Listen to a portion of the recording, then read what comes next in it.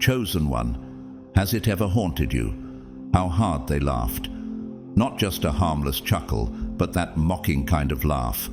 The one that stings like betrayal in disguise. They didn't laugh with you. They late you. Why do people mock what they secretly fear? Why is it that your faith made them uncomfortable, even before it bore fruit? They laughed when you were starting over. They laughed when your dreams sounded too big for your surroundings. They laughed when you showed up with nothing but vision and audacity. And yet, here you are, still breathing, still becoming, still rising. They couldn't see it then, but heaven did. While they were betting on your breakdown, God was busy scripting your breakthrough. They thought your silence was surrender, but it was sacred, it was strategy, it was divine suspense. What if the silence wasn't the absence of movement, but the womb of a miracle? You see, what they called delusion was actually prophecy in motion, and what they mocked behind closed doors has now become the very thing that's shaking the rooms they thought they controlled. The impossible you pulled off didn't come from ambition, it came from alignment. They thought you were crazy when you kept going after all the no's. But the truth is, you were crazy enough to believe God's yes was bigger than man's rejection. They laughed, but you built. They doubted, but you dug deep. They gossiped, but you grew. And now, they're silent, refreshing your page, watching in disbelief, whispering to each other. How did they do it? Comment 777. If you feel this word tugging on something ancient inside you, because this isn't just another success story. This is spiritual evidence, a holy reversal, a plot twist so divine, even the angels are smiling. And to every soul who's ever believed in this message, supported this channel, or sowed into this mission through a super thanks, thank you from the deepest part of my heart. Your encouragement is proof that light always finds its way, even through shadows. But here's the part that should keep them up at night. You haven't even peaked yet. What if the thing they mocked was the very thing heaven anointed? What if everything they thought was finished was only your foundation? What if the very thing they laughed at becomes the blueprint others will study? What if your rise wasn't just for you, but for every person watching who still wonders if God can do it through someone like them? Stay right here, because what we're about to uncover next, it explains exactly why your victory wasn't just personal, it was prophetic. This isn't about showing off. It's about showing what happens when heaven endorses the very one the world rejected. Let's go deeper. Let's get into it. God's chosen ones, they laughed until you did the impossible.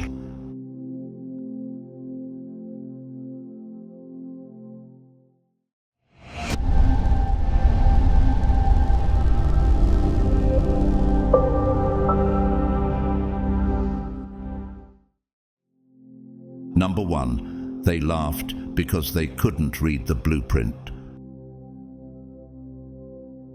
God's chosen one, while they were laughing, you were laying foundations.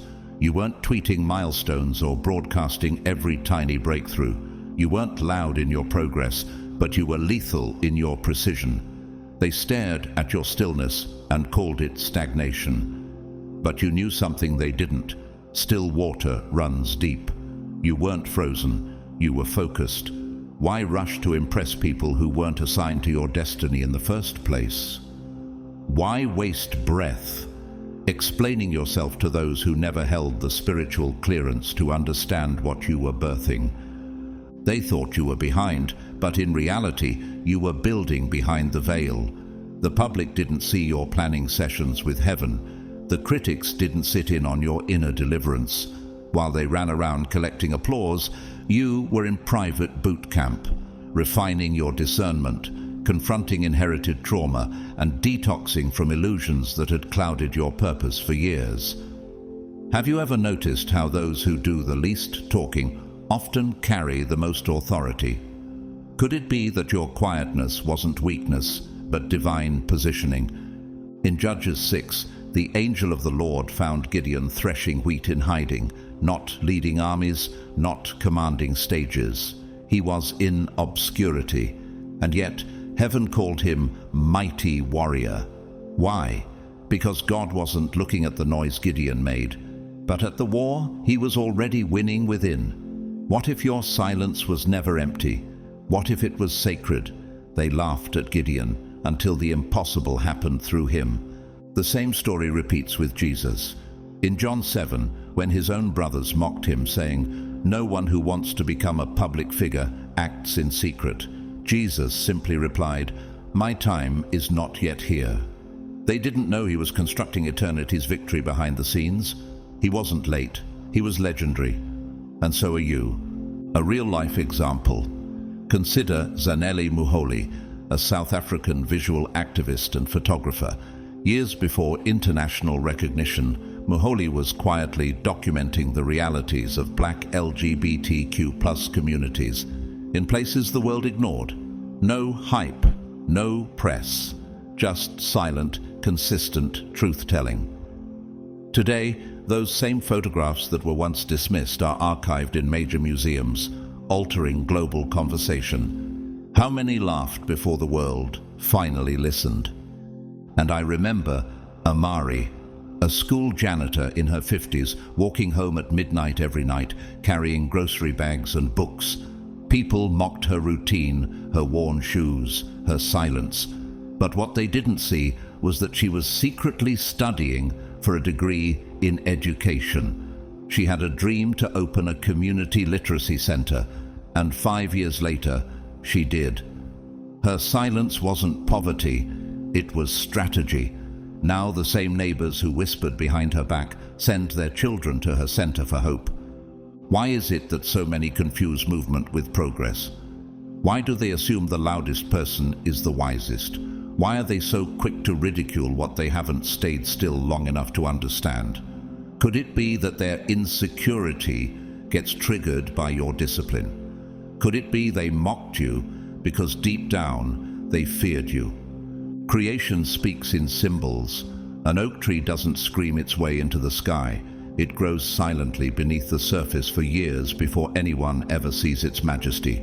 The butterfly doesn't announce the cocoon. It emerges in beauty, leaving skeptics stunned. The volcano doesn't send invitations. It erupts when ready.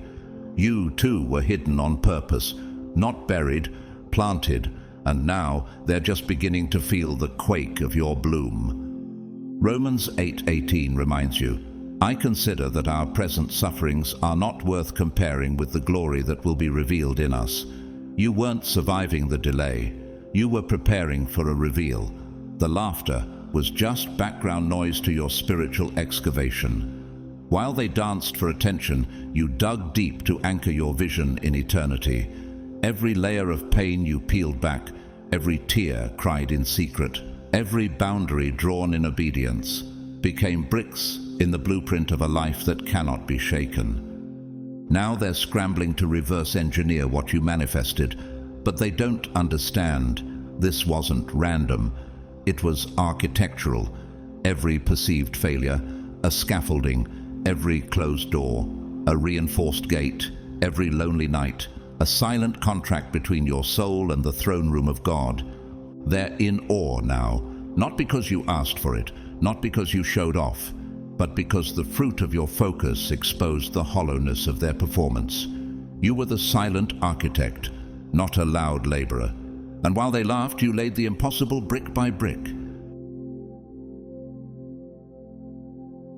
Number 2, they misread your motive. You were fulfilling prophecy, not seeking revenge.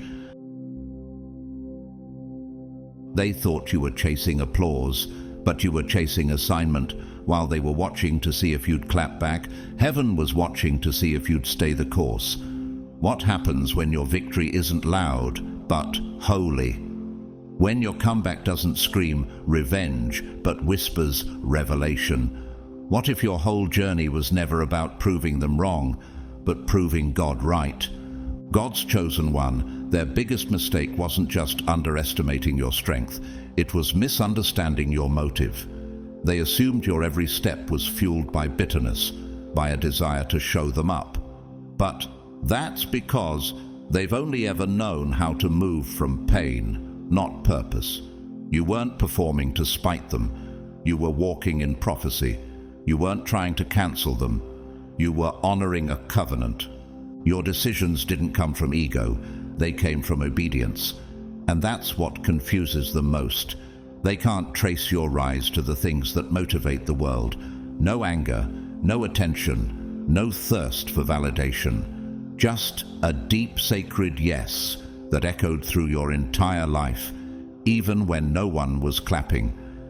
In 1 Samuel 16, when David was anointed, he didn't run to prove Saul wrong. He went back to the fields. He wasn't shouting for attention. He was practicing with lions and bears, sharpening his gift in silence. Why? Because when God ordains your rise, the throne will call for you at the appointed time. Can they handle the fact that you didn't fight for a platform, but God handed it to you through perseverance? There's a moment in Luke 4:18 where Jesus reads from Isaiah in the synagogue and declares, "The Spirit of the Lord is upon me, because he has anointed me to proclaim good news to the poor." He didn't read that to silence the skeptics. He read it to confirm alignment with heaven. What if you're doing the same? Not defending your name, but declaring your assignment. They wanted you to be reactionary. They predicted that you'd self-destruct under their silence. They waited for you to spiral, to snap, to sink. But instead of being crushed, you clarified. Instead of retaliating, you refocused. Why are they so startled by your stability? Why are they scrambling to interpret your peace? Could it be because it reveals the poverty of their own internal chaos? Consider this. Pope Francis, before becoming one of the world's most recognized spiritual leaders, lived in quiet simplicity in Buenos Aires. He rejected attention, rode public transport, and lived in a small apartment. People assumed he was insignificant until God elevated him not for fame, but for faithfulness. His rise wasn't flashy, it was founded. And then there's Soraya, a midwife from a forgotten coastal village. No one knew she was waking up at 3 a.m. every day to pray over mothers and unborn children. No one knew she used her small income to feed teenage girls who'd been abandoned. One day, when a massive flood cut off the village and medical help was unreachable, it was Soraya who delivered 12 babies in candlelight and saved lives. When the government came to honor her, she didn't say a word. She just looked up, whispered, "I was sent," and kept serving. Are they shaken because you didn't collapse where others did? Are they disturbed by the grace that remains on you despite their plots? Do they feel the weight of something eternal resting on your shoulders, something that refuses to move for manipulation? Creation understands you even when people don't. The moon doesn't roar, but it governs the tides. The seed doesn't speak, but it splits concrete in time. The wind doesn't announce itself, but it changes entire landscapes. You were never called to be loud, you were called to be lasting. Isaiah 55:11 declares, "So is my word that goes out from my mouth. It will not return to me empty, but will accomplish what I desire." Your life is that word. You are the living evidence that heaven doesn't need permission from man to manifest purpose through a vessel. You didn't rise from spite, you rose from surrender, and that's why you're untouchable. Now, they're learning the truth the hard way. You were never driven by drama. You were driven by destiny. Your power didn't come from proving anyone wrong. It came from proving the one who called you was always right. The whispers didn't shape you. The prophecy did. And that's why you don't need to defend yourself now. Your fruit speaks. Number 3, they mocked the process, but you were becoming the masterpiece. They didn't understand the power of your silence because they were too entertained by the sound of their own mockery. They thought your stillness was surrender and your quiet was confusion. But it wasn't silence, it was strategy. You weren't sitting in defeat, you were sitting in discipline. And while they were investing all their emotional currency into jokes, gossip, and sarcasm, you were compounding your growth moment by moment, lesson by lesson. They made you the center of their jokes, the character in their private theaters of cruelty. How many times did they drop your name into conversations not to celebrate you, but to strip you of dignity? How often did they scroll your progress with smirks, assuming you'd never be more than a dreamer with broken blueprints? Did they really believe that constant ridicule would shrink your faith? Did they think laughter could drown the voice of destiny? In Genesis 37, Joseph's own brothers mocked his dreams. "Here comes the dreamer," they sneered before throwing him into a pit. But what they didn't realize was that every betrayal was fuel. Every rejection was alignment. They weren't sabotaging Joseph's purpose, they were securing it. Could it be that those who mocked you were unknowingly pushing you closer to your throne? You weren't responding with rants, you were responding with refinement. The more they laughed, the more you leaned into purpose. And when the noise got louder, your inner world got sharper. Proverbs 15:2 says, "The tongue of the wise makes knowledge attractive, but the mouth of fools blurts out foolishness." Their words may have circled like flies, but your wisdom took root like an ancient oak, steady, deliberate, unmoved. Publicly they laughed, privately you labored, and now their voices are fading, drowned out by the roar of your results. Let's pause and look at real life. Amanda Gorman, the poet who spoke at a US presidential inauguration, once had a speech impediment. Teachers mocked her diction, classmates rolled their eyes at her poems. But while they whispered, she worked. While they chuckled, she chiseled lines of brilliance in solitude. The same voice they discounted became the voice that moved millions. That's not revenge, that's divine return. I once met Levi, a mechanic from a dusty roadside town. His friends laughed when he said he was learning robotics at night using borrowed books. "You're not MIT material," they told him. "You fix scooters." But 5 years later, Levi created a low-cost prosthetic arm using salvaged parts for a boy who had none. That invention was featured in a national exhibit. The same men who mocked him now introduce him with pride. But Levi, he just keeps building, because the master doesn't need to prove he's a master. The work does that. Why do they waste so much breath trying to minimize what they fear? Why do those without discipline mock those who are committed? Could it be that your very presence exposed their complacency, that your refusal to respond stooped them into silence? The lion doesn't roar while hunting. The storm doesn't shout before it strikes. The glacier doesn't scream while reshaping the land beneath it. Some of the most powerful forces in nature are utterly quiet until the aftermath reveals their greatness. You became one of those forces, and now what they mocked is moving mountains. Job 8:21 declares, "He will yet fill your mouth with laughter and your lips with shouts of joy."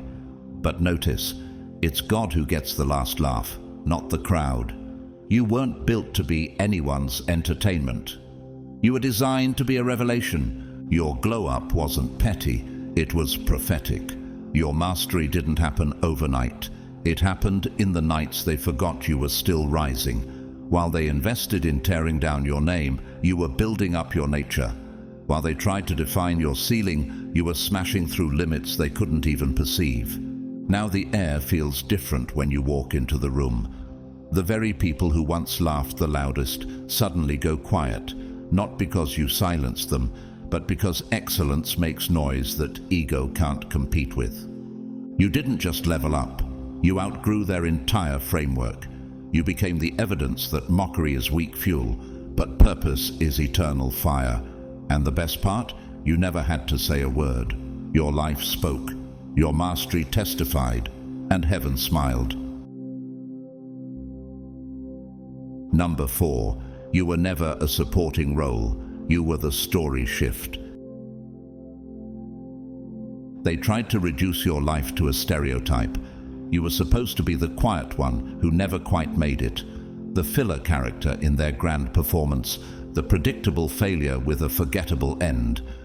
They watched from the audience of your life, smug in their assumptions, convinced they knew your next line. But what happens when the one they labeled as background noise becomes the turning point of the whole story? You were the divine disruption their egos never planned for. You were the plot twist that wrecked their lazy narrative. They had cast you as the underachiever, the almost made it, the eternal struggler.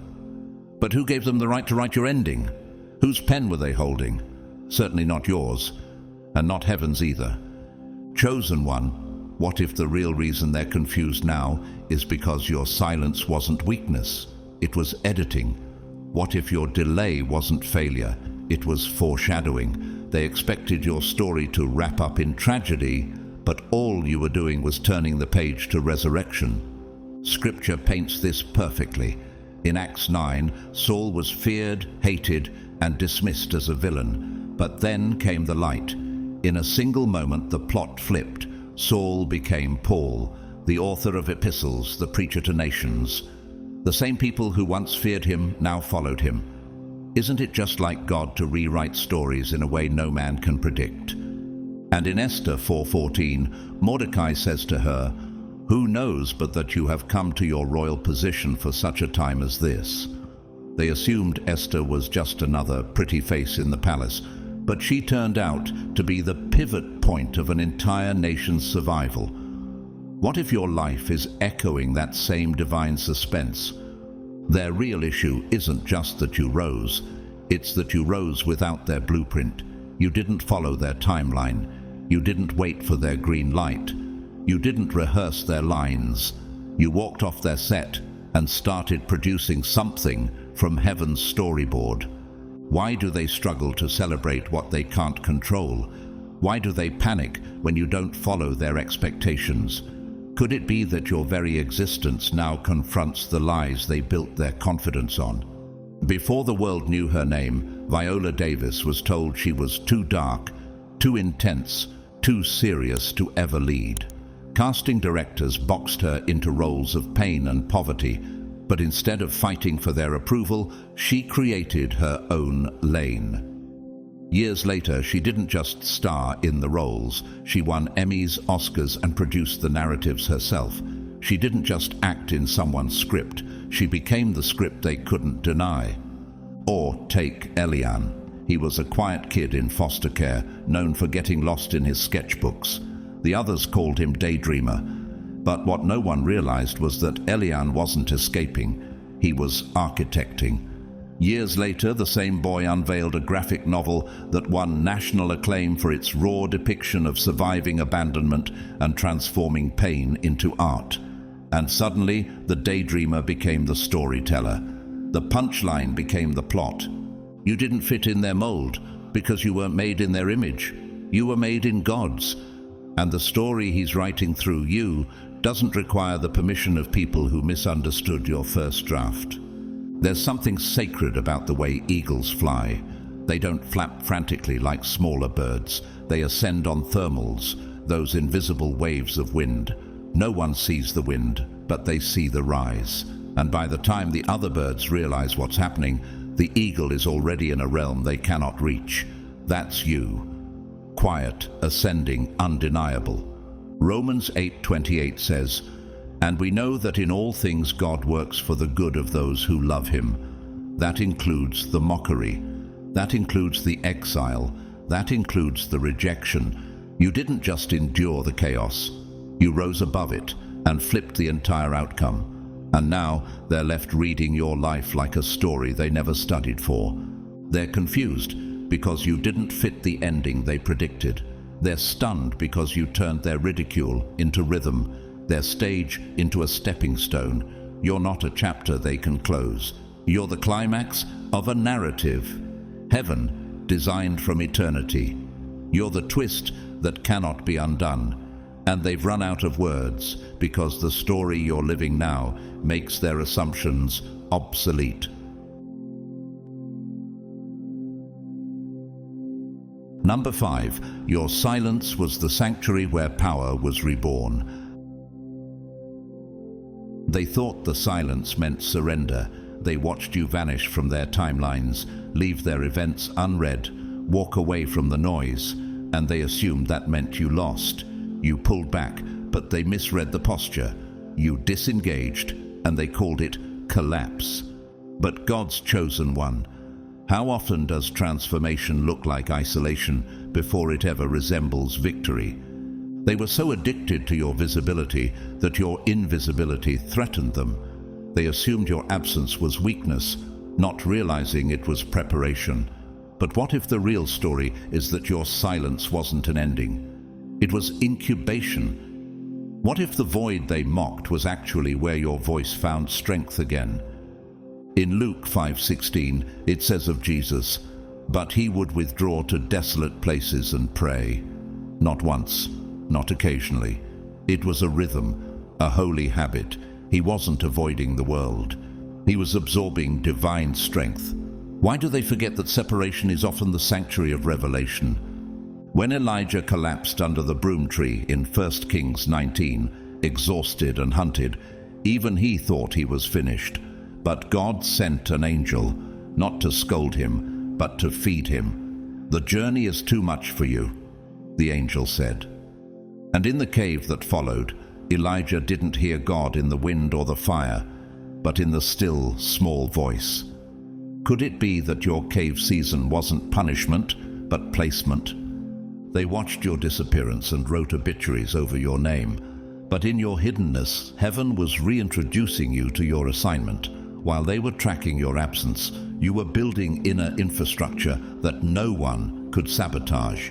They never asked, what if they're ascending in silence? They never paused to consider that solitude is often where giants are born. Why does the world expect you to bleed publicly to prove you're alive? Why is stillness misjudged as stagnation?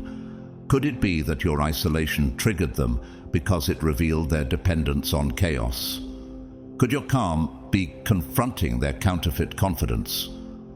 Angela Merkel, before she became one of the most powerful leaders in Europe, was often dismissed as too quiet, too cautious, too invisible.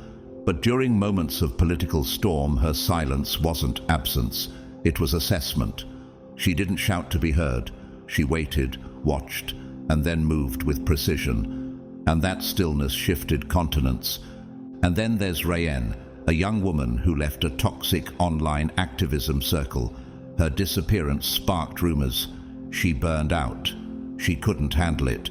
But while they tweeted assumptions, she was meditating, studying systemic ethics, planting gardens, and writing essays by candlelight. 2 years later, her return wasn't loud, but her published thesis on healing-centered justice became a global resource. She didn't clap back. She contributed. And the silence was never void. It was voltage. They tried to define you based on noise, but you were being defined by knowing. Knowing who you are. Knowing what no longer deserves access. Knowing what kind of power cannot be built in crowds. Your silence wasn't a cry for attention, it was a contract with God. Nature teaches it clearly. The caterpillar doesn't evolve in applause, it dissolves in darkness. Total liquefaction before resurrection. And when the butterfly emerges, it never goes back. Your isolation wasn't retreat, it was reinvention. They laughed at your cocoon, but they can't track your flight. Psalm 91:1 says, "Whoever dwells in the shelter of the Most High will rest in the shadow of the Almighty." That's what you were doing. Dwelling, resting, realigning. You weren't defeated. You were being discipled in the dark. And now that you've reappeared, they can't unsee the weight of your presence. You didn't bring noise. You brought atmosphere. You returned with no announcement, no warning, no plea. And that's what shakes them to their core, because now they realize you weren't hiding. You were holy. You weren't out of the game. You were backstage designing the entire strategy. You weren't erased. You were refined. And your silence was never emptiness. It was evidence that something eternal was forming. Number 6. You didn't exit the game. You created a realm. They didn't understand you, so they dismissed you. They couldn't recognize your path, so they ridiculed it. In their system, rules were everything. Rules about how to be seen, how to climb, how to win. But you weren't interested in winning their approval. You were assigned to rewrite the architecture of the entire field. They expected you to follow their formula, conform, perform, pretend, but instead of copying their rhythms, you moved in revelation. You weren't rebellious. You were radical. You weren't disrespecting the structure. You were being delivered from it. They asked, "Why aren't you playing the game?" But you had already thrown out the board. In Daniel 1, when everyone else in the king's palace accepted the food of Babylon, Daniel refused. He chose consecration over compliance. And what happened? 10 days later, he and his friends looked healthier than anyone else. Not because of rebellion, but because of alignment. Could your no to the system be the very reason you're being sustained while others burn out? They saw your quiet and called it confusion, but that was the first signal they didn't know how to read destiny. Why is silence always mistaken for weakness by those who can't hear the voice of God? Why do they panic when someone doesn't run with the crowd? Could it be because your pace threatens their performance? While they were curating content for claps, you were crafting foundation for legacy. They cared about optics. You cared about origin. Their version of success was rooted in visibility. Yours was rooted in spiritual velocity, measured in obedience, not numbers. You weren't trying to rebel. You were being rebuilt. Artist and activist Faith Ringgold, born in Harlem in 1930, once had her work rejected by every major gallery. They told her quilted story paintings weren't art, but instead of conforming, she kept creating. She said, "I just kept on telling the truth." Today, her works hang in the Guggenheim and the Museum of Modern Art. She didn't win because she joined them. She won because she never left her lane.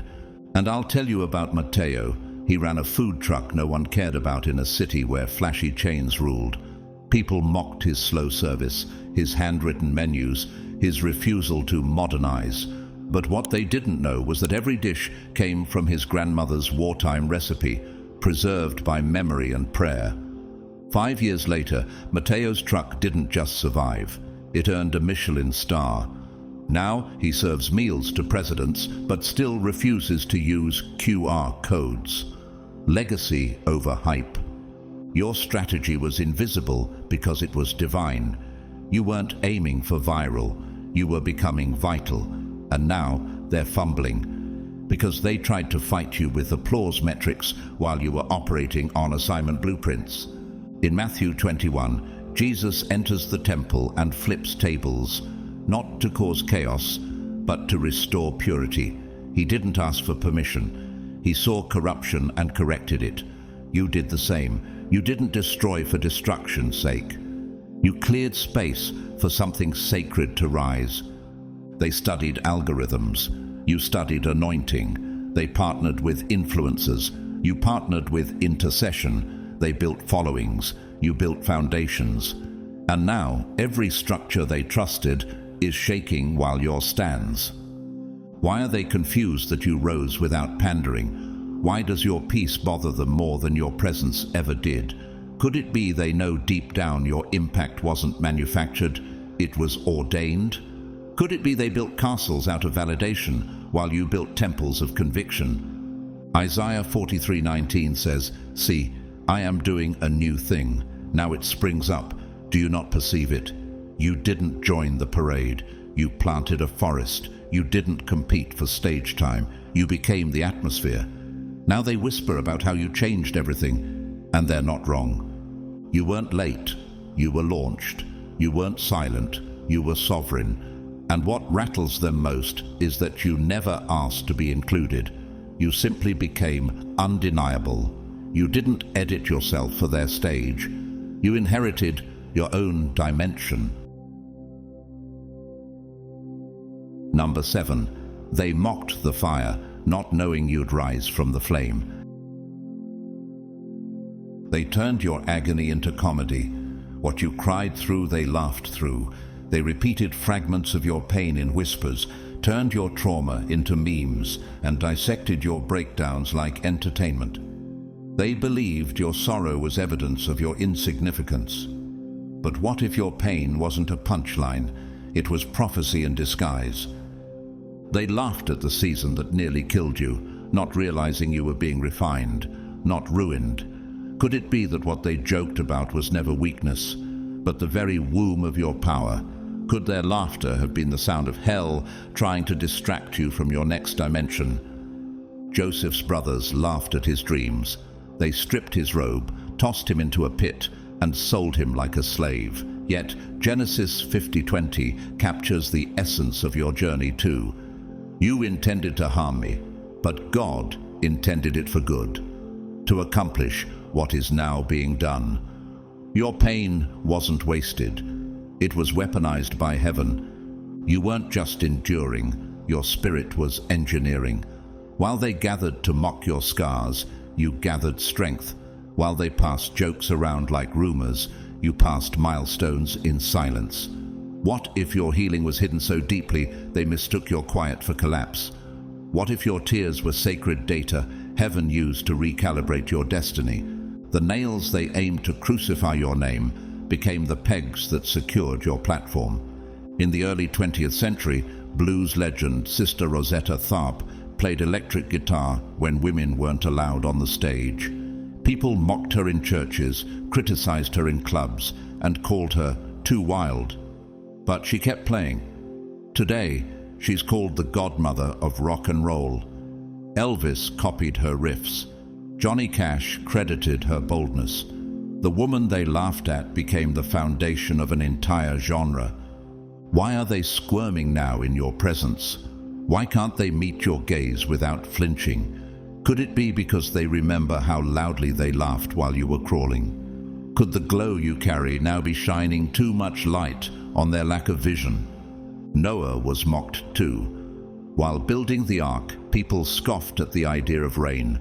But the same storm that drowned their laughter lifted Noah's obedience. Your rise is not revenge, it's revelation. And that's what disturbs them. You didn't collapse under what they said. You climbed over it. A man named Darian once worked as a janitor in a university. Students laughed at his worn boots and quiet demeanor. But in the back closet, between mop buckets and bleach, Darian was studying calculus and engineering theory.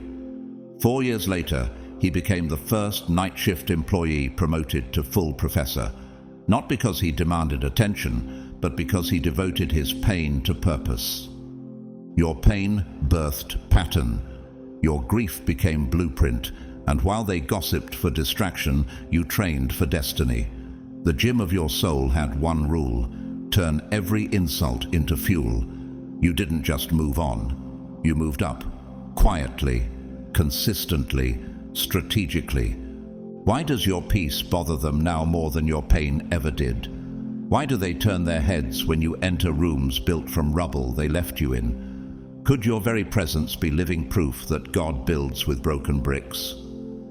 Isaiah 61:3 declares that he will give beauty for ashes, the oil of joy for mourning, the garment of praise for the spirit of heaviness. That's not poetry. That's your life. Your beauty was forged in battle. Your glow was grown in grief. Some trees don't bloom for decades. The Tectona grandis, a type of teak tree, spends its early years expanding its root system so deep and wide that nothing on the surface looks remarkable.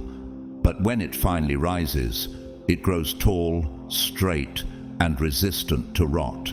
That was you.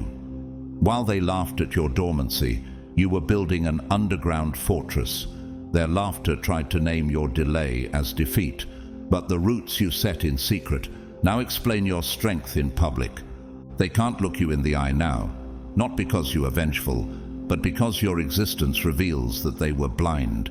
Your resilience humiliates their assumptions, and your elevation is too undeniable to be coincidence. You never needed applause, you needed time. And now their past laughter is archived in your museum of becoming. The joke was never on you. The joke was thinking someone like you could be broken by mockery. You weren't the comedy. You were the consequence. You weren't their entertainment. You became their awakening. Number 8. You dismantled their forecast with a future they couldn't fathom. They spoke over your life with the boldness of ignorance. Their confidence was loud, not because they were right, but because they had no clue what God was building in you. They looked at your struggle, your stillness, your silence, and predicted your failure like it was inevitable. They laughed with certainty, forgetting that heaven never consults human predictions. What kind of arrogance makes someone think they can rewrite a life God is still authoring? What kind of blindness convinces a person that your quiet season is proof of your defeat? They studied your pain like analysts studying data. They crafted charts, diagrams, theories built from pride, and forgot one thing: you were still breathing. They assumed you had peaked in brokenness. They didn't realize you were just beginning to gather your oil. They measured your past. God measured your endurance. They couldn't imagine you rising because they couldn't imagine a world beyond their own limits. Could their confidence have been nothing more than ignorance in disguise? In Judges 11, Jephthah was rejected by his family, cast out as illegitimate. But when crisis struck, the same people who mocked him came running for his leadership. He didn't just return, he ruled. The one they dismissed became the one they needed most. You know that story intimately. You lived it. They didn't see the depth of your resilience. They didn't calculate the weight of your spirit. They never considered that the hand of God was secretly working behind what looked like a loss. Why did they feel so sure of your downfall when they never understood your depth? Matthew 21:42 says, "The stone the builders rejected has become the cornerstone." Rejection was never a period. It was the setup for prominence. Cara once washed dishes in a forgotten diner, mocked for her broken English and quiet demeanor, but she read every book she found in the trash. 10 years later, she built a water purification system that saved thousands. Now those same managers quote her articles like they always believed. Could it be that they never imagined your victory, not because of your weakness, but because of their limits? Steve McQueen, born to working-class immigrants in London, was told by teachers he lacked focus. Years later, he became the first black director to win Best Picture at the Oscars, not because of their belief, but in spite of it. Why does your rise now feel like a threat to the system they once ruled with ego? Why do they now avoid your name like it carries power they no longer know how to control? You became the contradiction they cannot unsee. Their predictions were built on fear, not foresight. Their arrogance exposed their insecurity. While they whispered, you were working. While they placed bets, you were building blueprints. You didn't just flip the narrative, you rewrote the entire paradigm. A volcano doesn't issue warnings. It sleeps in stillness for years, then erupts without apology. The same silence they mocked is the same force that now shifts the ground under their feet. Could your entire existence be proof that grace cannot be graphed? They're scrambling now, scrambling for excuses, scrambling to explain how the one they dismissed became the one dominating. You weren't supposed to succeed, but you did. You weren't supposed to soar, but you're untouchable now. And they're left facing the truth. They never really saw you. Not because you were invisible, but because they were too limited to imagine someone like you doing the impossible. You were never their projection. You were heaven's plot twist. And now, your presence speaks a truth they can't unhear. Number 9, you redefined power without ever asking for a spotlight. They were obsessed with metrics.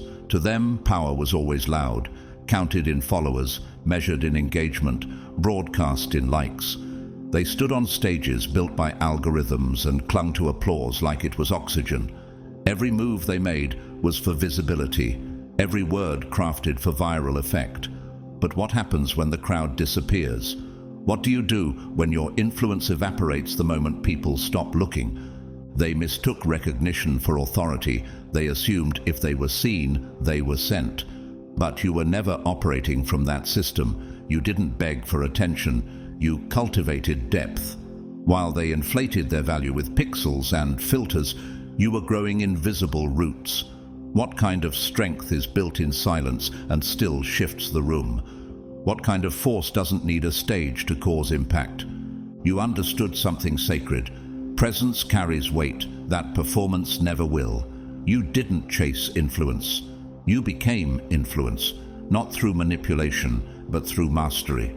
Not through noise, but through knowing. In Acts 5, Peter's shadow began to heal people. Not his voice, not his sermons, not his status. His very presence had power. Why? Because he had been with Jesus. Because he carried truth without needing to announce it. That's what you carry too. You walk into rooms and conviction follows. You speak a sentence and atmospheres shift. Why are they still shouting, trying to be heard, while you speak softly and people lean in closer? Why do their highlight reels feel so hollow, while your presence leaves residue? At the height of media glitz, Mr. Fred Rogers, yes, the cardigan-wearing host of Mr. Rogers' Neighborhood, was once mocked for being too gentle, too quiet. Executives doubted anyone would listen to a man who simply talked about feelings and kindness. But decades later, his words still bring grown men to tears. He didn't need noise, he carried presence, depth without demand. Could it be that your calm is more commanding than their chaos? Nala ran a book corner in a war-torn village, surrounded by rubble and fading memory.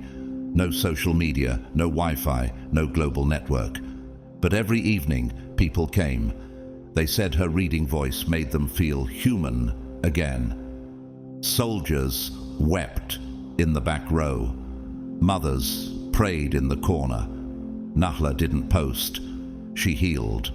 And when a foreign aid worker asked her what her job was, she replied, "I hold space." That's what you've done. Held sacred space in a world addicted to spectacle. Why do they follow trends while you define seasons? Why do their platforms feel temporary while your presence feels eternal? Isaiah 30:15 says, "In quietness and trust is your strength. You weren't weak because you were still. You were becoming unshakable. They mocked your silence, but it was sacred. They ridiculed your slow growth, but it was divine. While they scrambled for reach, you were aligning with assignment. While they begged to be followed, you were becoming someone worth following.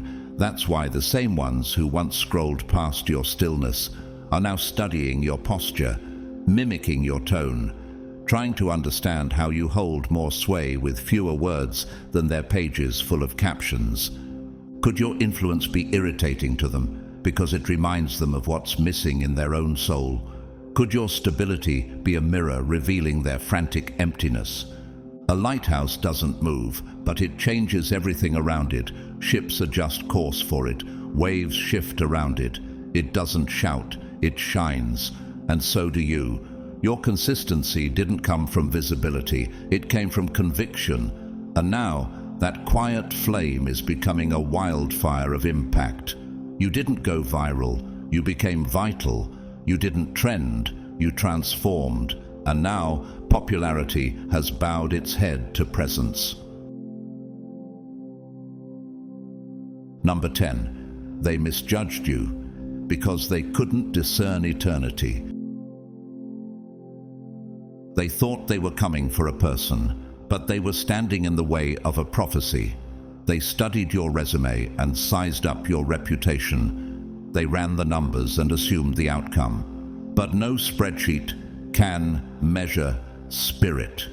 No chart can account for a soul backed by heaven's decree. They laughed at your pace, called your silence weakness, and treated your process like a waste of time. But you weren't being delayed, you were being aligned. They couldn't understand how you kept rising without permission, and what made them so confident in their predictions anyway. Was it pride, arrogance, or the illusion that visibility equaled value? Psalm 33:11 says, "The plans of the Lord stand firm forever, the purposes of his heart through all generations." Your rise was never random, it was written, yet they treated your assignment like an accident, as if God's calling needed their confirmation to be real. What blindness convinces people that divine purpose requires popular permission? They spoke against you with boldness, not realizing they were clashing with something eternal. They mocked what they couldn't measure. They tried to delay what they didn't plant. In Exodus 14, Pharaoh thought he had Israel trapped. But the Red Sea didn't part for logic. It moved for covenant. The very path he mocked became the highway to Israel's deliverance and Egypt's destruction. That's what happened when they came for you. Could their confidence have been nothing more than ignorance in disguise, dressed up as certainty but hollow underneath? Celine worked in a welding shop for years, always covered in grease, always underestimated. While others joked during breaks, she was studying, online, in secret, through borrowed textbooks. 13 years later, she stood on stage as the lead architect for a sustainability project that redefined the entire city skyline. They couldn't laugh anymore. They didn't even recognize her. And still, why did they feel so sure of your collapse when they never stayed long enough to witness your construction? Denzel Washington was told early in his career that his intensity was too much, that his presence was too serious for Hollywood's mold. But he never diluted, never dumbed down. Today, he's not just celebrated, he's revered. Because he refused to trade presence for popularity. You walk the same path, quiet, unshakable, anointed. Why are they so disturbed now that you've risen beyond their reach, beyond their models, beyond their influence? Tectonic plates don't shout when they move, but they birth continents. That's how your life has shifted the ground, silent, steady, unstoppable. Your obedience triggered eruptions they never saw coming. Could it be that your presence now threatens everything shallow they've built their identity upon? They underestimated your origin. That's what really unsettled them. They thought they were betting against effort, but they were betting against eternal instruction. They called you self-made, forgetting that what formed you was never external. It was spirit, it was submission, it was sealed.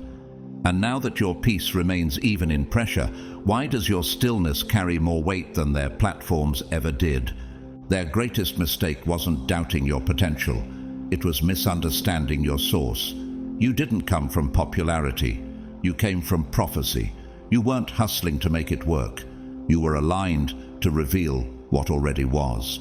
And every attack, every delay, every whisper behind your back only pushed you deeper into what heaven had already declared. So now the question becomes, what if they were never fighting you, but prophecy in motion?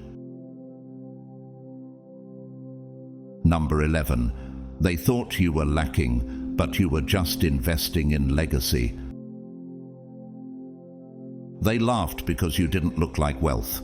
Your shoes weren't new. Your car made sounds. Your job didn't have a title that impressed anyone at brunch. And so they joked, they whispered, they assumed. In their limited framework, success had to shine loud, spend big, and sparkle with logos. But what kind of ignorance confuses silence for scarcity? What if they mocked, not because of what you lacked, but because of what they lacked the eyes to perceive? You weren't flexing because you were focused. While they chased clout, you chased clarity. While they obsessed over labels, you were learning how to label your emotions, your habits, your cycles, and break them. They mistook your modesty for poverty, not realizing you were living beneath your means to rise beyond their mindset. In Luke 21, Jesus watches a widow give 2 small copper coins at the temple. Everyone else gave from their abundance, but she gave from her substance. And he said, "She gave more than all of them." What the world counts as small, heaven sees as sacred. Could it be that your so-called lack was actually your leverage? They never understood your no's. They called you broke when you turned down fast money, exit schemes, partnerships dripping in compromise. But your soul wasn't for sale. You weren't trading vision for validation. Why do people cling so tightly to optics, even when their reality is crumbling beneath the surface? Why does your restraint provoke them more than their recklessness ever did? Fred Swanica, a Ghanaian entrepreneur, was rejected by global funders for over a decade. They said Africa wasn't ready for what he was dreaming. But he kept building the African Leadership Academy with a borrowed office and a tiny team. Today, he's raised over $100 million and educated thousands of young African leaders. His vision wasn't fast, but it was fertile. Dina worked 2 jobs and lived in a shared apartment. Her co-workers joked when she brought soup in reused containers, but they didn't know she was studying UX design every night after her shift. 5 years later, she designed the interface for a startup that was acquired for 8 figures. She didn't upgrade her clothes, she upgraded her calling. Why did they mock your grind when they never stayed long enough to understand it?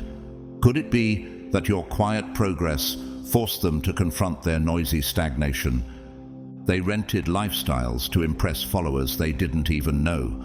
You planted seeds in the dark, watered by discipline and warmed by faith.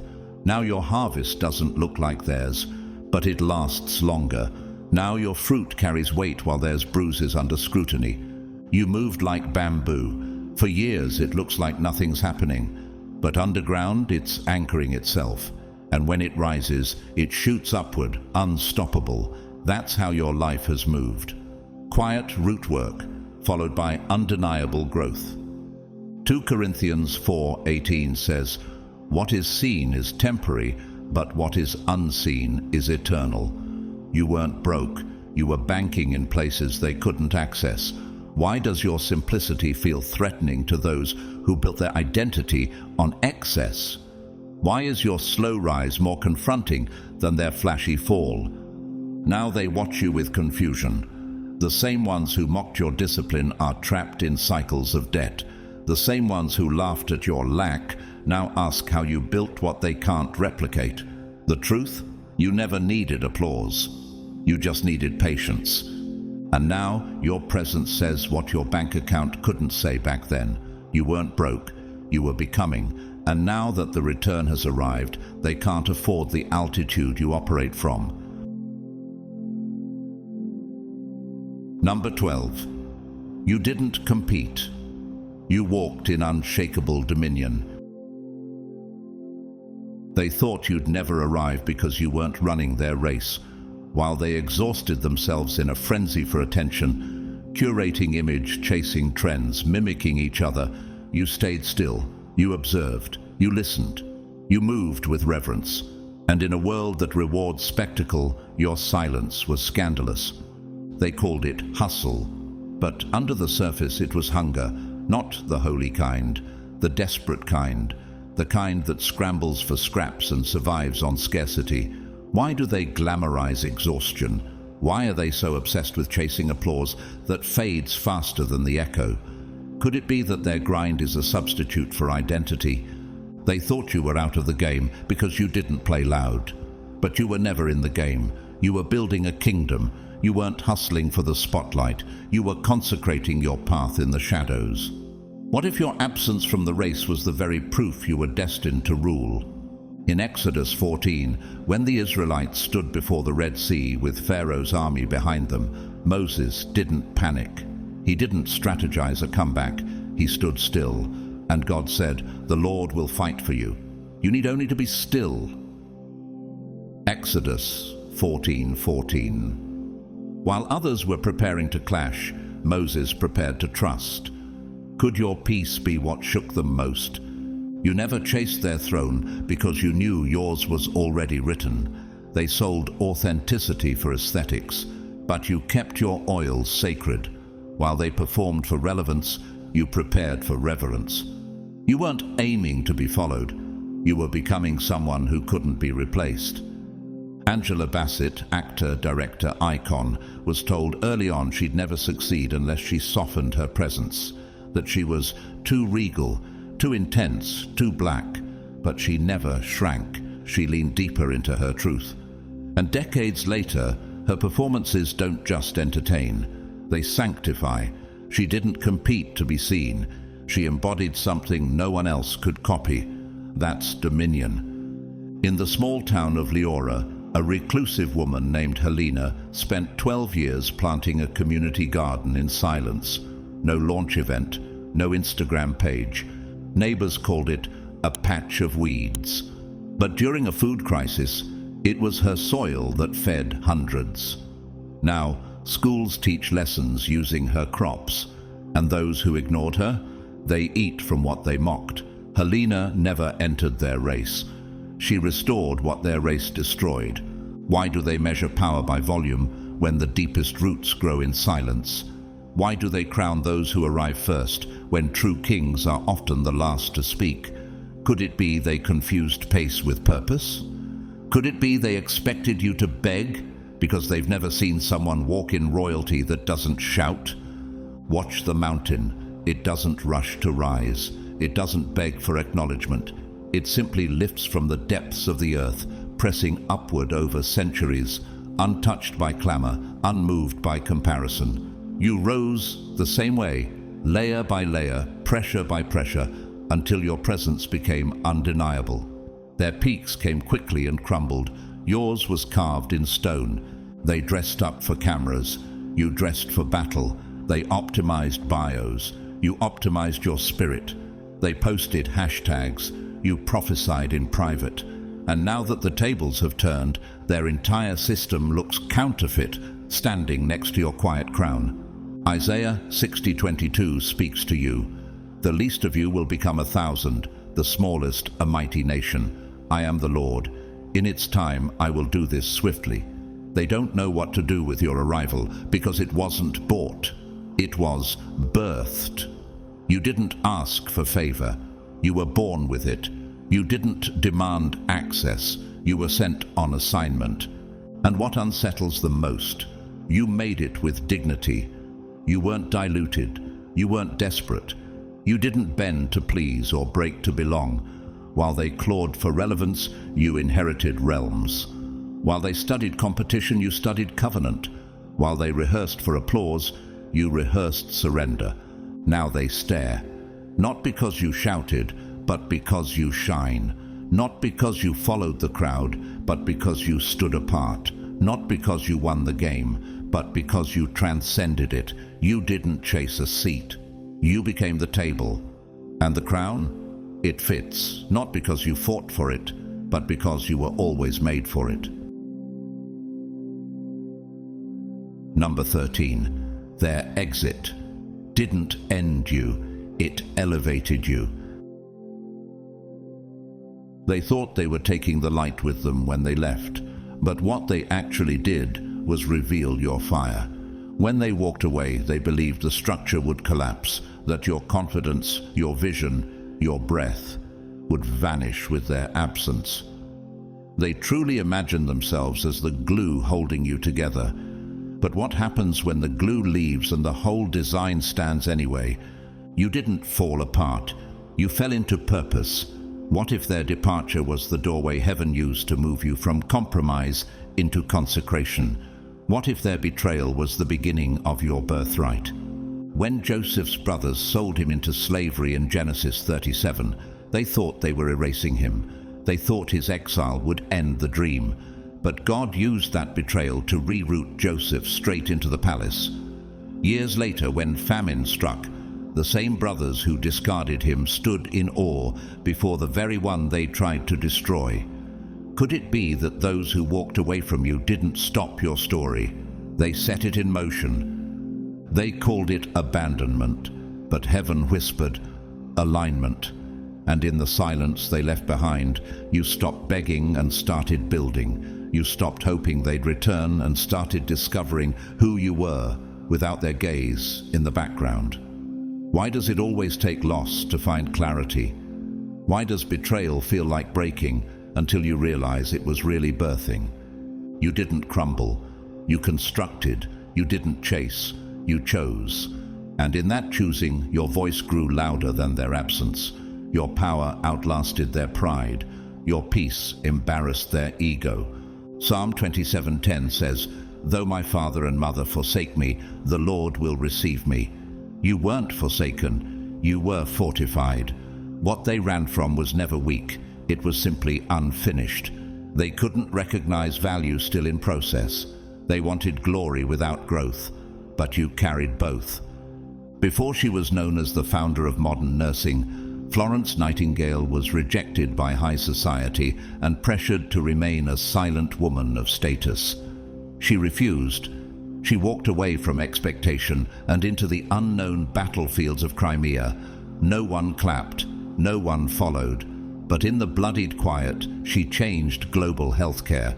Her miracle didn't come with a crowd, it came with conviction. Rami never fit in at his tech company. Every team meeting, his voice was talked over. He was told his ideas were too idealistic. When he was finally laid off, it felt like a public defeat. But with that forced silence, he started writing code again, alone, unpolished, unhyped. A year later, his open source software became the core of an accessibility app used in hundreds of schools. He didn't fall, he focused. Why do they always misread stillness as stagnation? Why do they assume absence is erasure? Could it be that your quiet was not collapse, but consecration? Could your loss have been the pruning that made room for your unshakable roots? The glacier moves inches at a time, so slowly, so silently, that it seems still. But its weight carves valleys, its persistence reshapes continents. The ones who walked away missed the movement because they didn't recognize the power of slow, sacred transformation. They judged your timeline, not realizing you were governed by eternity. They left because they couldn't handle your blueprint. It wasn't that you were too much. It was that your calling exposed their limits. You were rising in a language their spirit couldn't translate. Jesus was deserted by his disciples the night he needed them most. In Gethsemane, they slept. At the cross, they fled, and still he finished the mission. Alone didn't mean abandoned. It meant appointed, and what he did in isolation saved the world. Now, they watch from a distance, confused by your ascent. They remember who you were, but they don't recognize who you've become. They don't understand how someone they thought they broke still stands, stronger, quieter, holier. They never saw the shift coming because they never understood the silence. What they walked away from wasn't empty, it was evolving. What they abandoned wasn't dying, it was deepening. You didn't just move on, you moved higher. You didn't retaliate, you resurrected. And the power you carry now? It cannot be touched, replicated, or reversed. Number 14, you didn't drop the mic, you became the echo. They were waiting for a spectacle, something loud, something dramatic, a final punchline, an angry post, a rant with evidence. They thought you'd need a megaphone to matter, but your victory didn't arrive on stage. It arrived in stillness, in sacred, steady transformation, in the kind of becoming that doesn't ask for applause, but forces people to sit down in silence. You didn't light up the sky with explosions, but your elevation has left them speechless. Why did they think you needed noise to be powerful? Why did they assume your strength would require spectacle? Could it be they never understood how divine movement unfolds, not in chaos, but in clarity? What they expected to ruin you only refined you. While they whispered, you worked. While they gathered gossip, you gathered growth. While they screenshot your past, you were drafting your future. And what's shaking them now is not just that you survived, but that you're thriving in places they swore you'd never reach. In 1 Samuel 2:1, after years of humiliation and prayer, Hannah finally held her promise. She didn't scream revenge. She simply declared, "My heart rejoices in the Lord. In the Lord, my horn is lifted high." She wasn't loud in bitterness. She was loud in fulfillment. Your life echoes that same energy. Quiet faithfulness turned undeniable fulfillment. They said you were too quiet, too soft, too slow, but they didn't know you were soaking in something eternal. You weren't performing, you were preparing. What if your silence wasn't emptiness? It was embodiment. What if your lack of reaction was the ultimate redefinition? They called you irrelevant, but now their silence is heavier than your stillness ever was, because the truth has a sound of its own. And the truth is, you won, not through exposure, but through execution. Not through proving them wrong, but through proving God right. Martin Luther King Jr., pastor, prophet, visionary, didn't outshout his enemies. He stood with unshakable conviction. He marched through hate with dignity. He wasn't trying to humiliate his critics. He simply became the truth they could no longer deny. His voice didn't scream revenge. It whispered redemption so loudly the world had to stop and listen. Across town, not far from the noise of everyone's ambitions, a woman named Celine quietly reopened her late mother's flower shop. No investors, no hashtags, just long mornings, soft prayers, and hands that knew how to rebuild. Within a year, it became the heart of the neighborhood, where single mothers came for work, widows for tea, children for after-school peace. Celine didn't advertise transformation. She embodied it. And now those who once laughed at her small dreams leave her shop with tears in their eyes and bouquets they can't explain. Why does peace offend those who've made war their language? Why does stillness confuse those addicted to reaction? Could your calm be the mirror exposing their chaos? Could your silence be the sound of authority they've never encountered? In the forest, the oldest trees don't creak when they grow. They rise over decades, roots deep, unseen, unbothered by storms. Your life followed that rhythm, your roots held in the wind, and now they're looking up, realizing you became unshakable without ever asking to be noticed. Jesus didn't shout down Pilate. He stood silent before the cross. He didn't write rebuttals. He carried redemption. And 3 days later, heaven answered every accusation with resurrection, not loud, but eternal. Could your rise be the echo of that same grace? You didn't win because you had a platform. You won because you had a purpose. You didn't win through defense. You won through development. You didn't win with clapbacks. You won by becoming the living contradiction to every lie they told. Isaiah 30:15 says, "In repentance and rest is your salvation. In quietness and trust is your strength." Your quiet wasn't weakness. It was warfare. Your patience wasn't passivity. It was prophetic. And now, every whisper they used to wound you has turned into a haunting refrain that reminds them they misjudged a masterpiece in progress. Now they look on, not with admiration, but unease. They remember every word they spoke, every time they rolled their eyes, every exit they justified with pride. And what sits on them like gravity is this: you needed none of them to become all of this. You didn't break, you built. Through betrayal, laughter, desertion, gossip, and shadows, you built. And you did it without asking for their praise or permission. That's the kind of victory they can't rewrite. Because now your life doesn't just speak, it echoes. And it's echoing in rooms where they once mocked your name.